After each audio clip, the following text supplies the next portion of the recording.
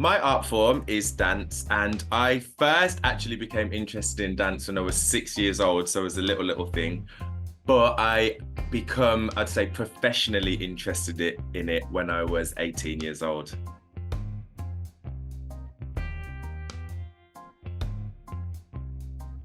So, when I was a teenager, I used to be part of a youth dance company based in Birmingham. So we used to train weekly. We did lots of different activities like performing. We did training. We did residencies and exchanges with other companies, and that was always really separate to like my schoolwork.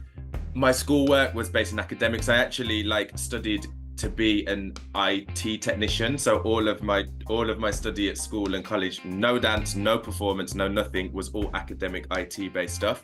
And then all this separate dance stuff was happening as like, I guess you call it community sort of based activity, which is so quite the contrast. And what's funny is I actually, I think I was about 18 or maybe 17, just turning 18, I got a job as an IT technician. So I was actually working in that field professionally, and it was one of my teachers from the youth company I was working at. Her name was Sade. She actually was like, what you need to do, have a go at this for me, just make a solo, I'll help you apply to this place called Northern School of Contemporary Dance, and then there you can go and get training. You can go and actually turn this passion that you have in the community side of things into a sort of real life job, into a career and stuff. So I was like, okay, I'll do it, but I don't believe you. Like, I absolutely did not think that was going to happen.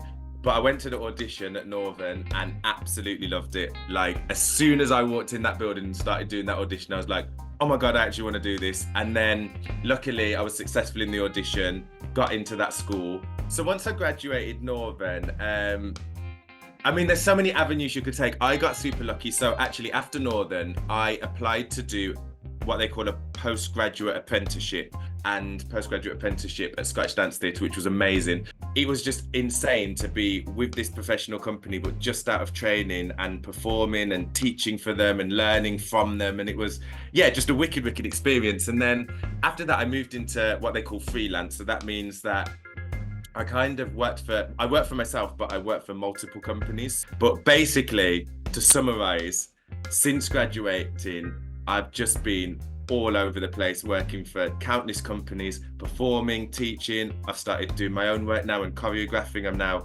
director of my own company called Linden Dance. So I'm working in a sort of leadership capacity now as well. Oh my God, so much stuff. I've even worked in sort of non-dance roles as well. I've been learning coordinator for Birmingham Hippodrome. I currently am head of department for contemporary dance at Performers College Birmingham. Like, honestly, it's been just so much stuff has happened and it's been so much fun, but hard work, but definitely rewarding.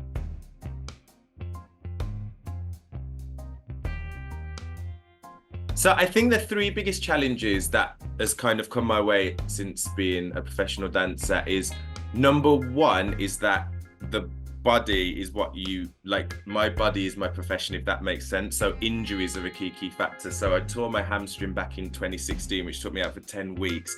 That is a big challenge injury wise. A second big challenge is, this one's like a personal one. Me and my partner are both dancers, so me and Sarah.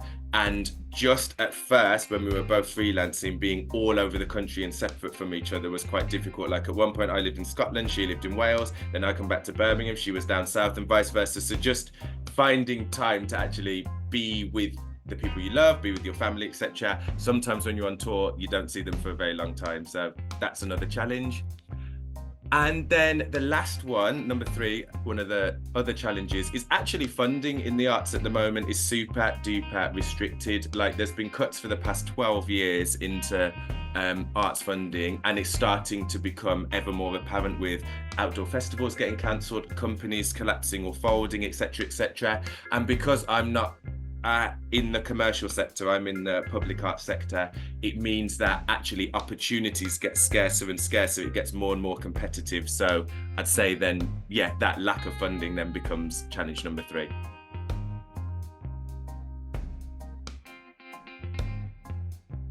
Something that I found unexpectedly enjoyable is teaching. I never, ever, when I was training at Northern, thought I'd want to be a teacher. I was always about performing, a little bit making in terms of choreographing, but even that, not so much. I really thought all I wanted to do was performance. But I'd say even more now as I'm starting to get older and I've started to do it more, I'd say it's actually shifting. I actually now probably prefer teaching to performing, just because it's nice to, I don't know, you get to share my experiences with others, try and allow them to find their individual voice, trying to get the best out of other people, bringing a positive atmosphere to the space you work in. I just really enjoy it. And I think with that teaching, choreographing goes kind of hand in hand, because being a choreographer, you kind of, yes, it is about the work and the art, but also it's about the process of working with people to teach them to express what you're trying to say with your work. So it all kind of has molded into this one big sort of, a new path that I really enjoy, basically. So that's been the biggest surprise.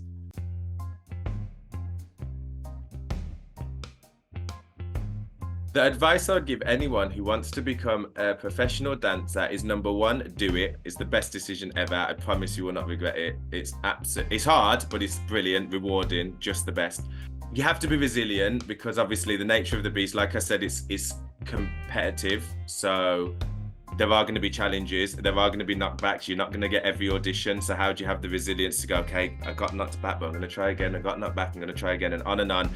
And I think me and some of my colleagues or friends also say that the people who are still in the sector or who are thriving are the ones who have been knocked back a million times and just keep going. It's impossible to have 100% success achievement record. So resilience is key, determination is key, but also remembering why you do it as well, because most people dance because they love it, or most people go into the arts. I like to say the arts in general, because I think the arts are, you know, as I said, I haven't always done just dance stuff. I've just made sure I've stayed in the artistic sector or art sector, and I absolutely love what I do. I never think, oh my God, I've got to go and do this now. I actually am like, this is cool. So I'm doing this project this week. That's going to be fun. Yeah, I think that's it. Remembering why you love it and doing it for that reason. Resilience, and just do it, and you won't regret it.